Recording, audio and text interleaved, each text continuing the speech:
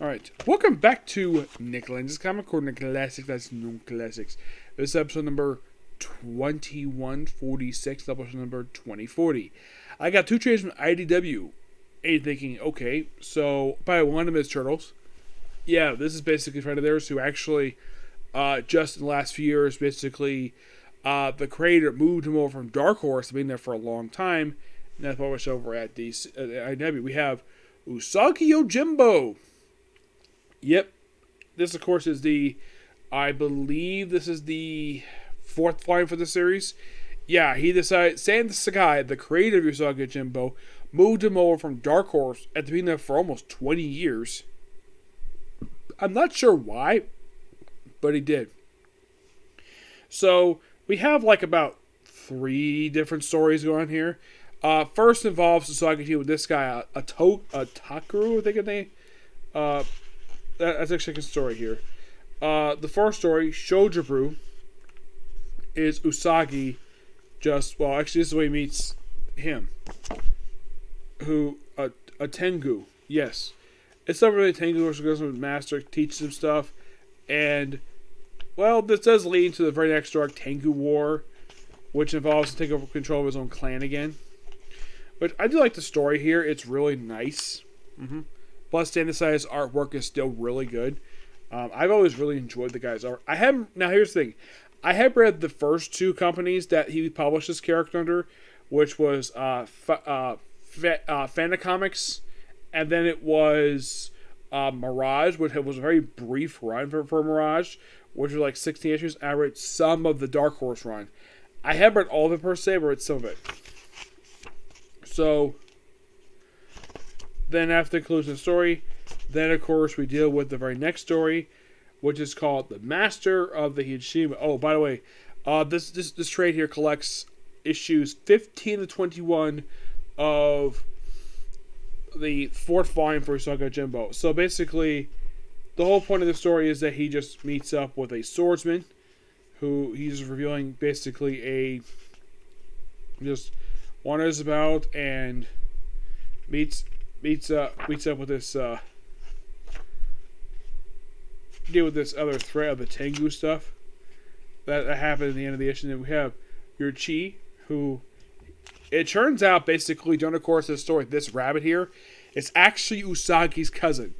Yep, a cousin he knew nothing about, and it is something of the fact that he mentioned, oh yeah, his uncle is uncle's brother. So yeah, they're cousins. Yep. So they're tasked to drive up a sword at his former master's nephew's place. And he does, but he doesn't want to purchase the place, but no, he's not interested. But this is pretty fantastic. He goes, and of course he decides to go, I do like the whole idea of Usagi having a cousin. That's quite nice. I got a cousin myself, so I do think stuff here is still really good. I'm going to give this book a 10 out of 10 because it's Dan Sakai, the creator of Usagi Yojimbo. He writes and draws this book. As of currently, he is one of about 3 people who still do the same character all this time. Actually, about 4. Because you have him, you have Eric Larson, Severus Dragon. Let's see, there's also Mike Mignola for Hellboy. He still does them all those time. And I believe it was the creator of The Goon. He still does them. Yep.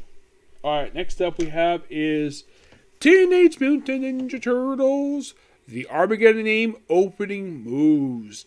Yeah, this is pretty much all about the build-up to the Armageddon game storyline, which was basically kind of a major story right now, which it's slowly wrapping up. Basically, you have the main team of the series, you have Armageddon game, and you have alliances. You have basically like 3 books deal with this whole storyline, and it's a current story right now. Basically, this is all about the build-up toward it, which does have the open move, which is a 2-issue mini-series.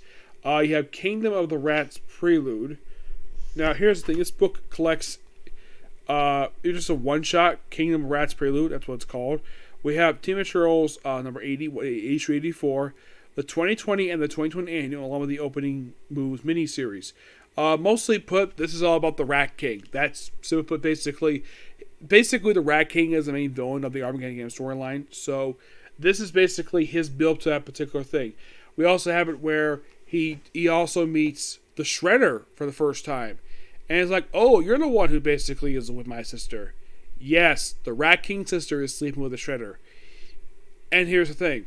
The Rat King sister is not really. Now here's the thing: Karai is Shredder's granddaughter, but here's something interesting though: the Rat King's sister is not her grandmother; it's somebody else, which is interesting to say the least. They've never really confirmed if she's related to the Rat King. I'm not really sure, but I do enjoy the stuff here.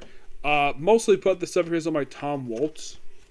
Tom Waltz himself just does the issue 84, and he does the story for the annuals, 2020-21 annuals, and the opening miniseries. Kingdom Rats Prelude is mostly by Bobby Curnow. Yep, and we have Sean Lee doing that artwork for that one. The story is done for TMT 84 is Kevin Eastman, Bobby Curnow, and Tom Waltz, obviously. The 2020 annuals by Adam Gorham. Casey Moley does the artwork for annual 2021, and Pharaoh Peril does the artwork for the opening moves.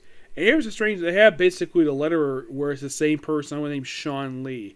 I have to note that because, well, he's listing all the artwork, all the lettering here. Really good stuff here. I really enjoy this. Now you might think, is this better than the current stuff TMNT is doing? Yes, because Tom Waltz is involved. I have nothing against the current run. It's just that, well, I like this stuff a little better. I give this book roughly a 9.5 out of 10. Okay, so that's episode review. Be a bit before I do another video because I got to do a stream right now. So maybe a little later. Okay, next video. Bye.